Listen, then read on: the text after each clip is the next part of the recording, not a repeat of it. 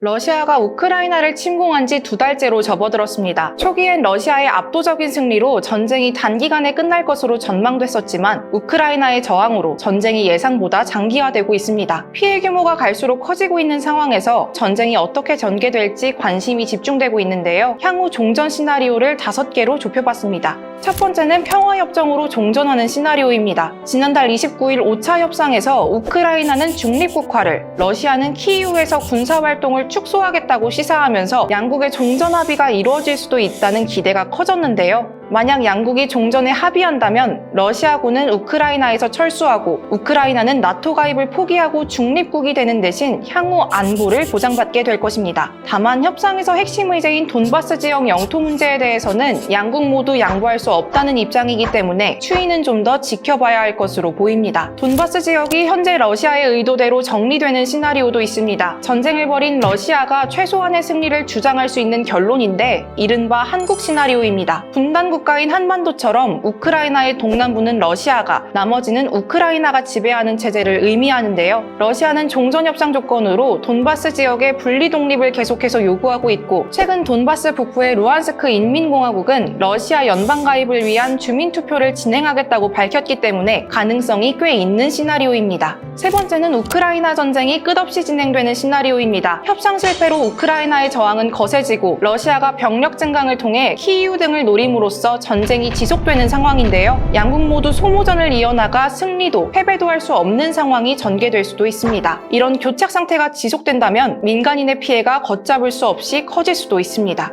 우크라이나가 승리를 거두고 러시아의 정권 교체가 이루어지는 시나리오도 존재합니다. 일부 전문가들은 우크라이나군의 저항력을 감안했을 때 우크라이나가 서방국으로부터 계속 무기를 지원받는다면 러시아군을 막아낼 수 있을 것으로 보는데요. 일각에서는 현재와 같은 교착 상태와 서방의 강력한 제재가 지속된다면 정부 관리들 또는 분노한 러시아 시민들에 의해 푸틴 정권도 위험할 수 있다는 관측도 나오고 있습니다. 다섯 번째는 대량 살상무기 활용으로 전쟁이 확대되는 가장 최악의 시나리오입니다. 현재 미국을 비롯한 서방국은 전쟁이 확대되는 상황을 우려해 러시아와 직접적인 무력 충돌을 피하고 있는데요. 만약 궁지에 몰린 러시아가 화학무기나 핵무기를 사용한다면 그리고 그 피해가 우크라이나를 넘어 인접지역으로 확대된다면 나토군이 움직여 국제전으로 확대될 가능성도 존재합니다. 앞서 여러 종전 시나리오에 대해 이야기했지만 이번 사태가 어떻게 끝날지에 대해 그 누구도 확신할 수는 없습니다. 다만 무고한 민간인의 피해를 최소화하기 위해 하루빨리라도 평화적으로 종전해야 한다는 것은 자명합니다. 앞으로 국제사회와 러시아, 우크라이나는 전쟁을 종식하기 위해 어떻게 대응할지 상황을 좀 더 지켜봐야겠습니다.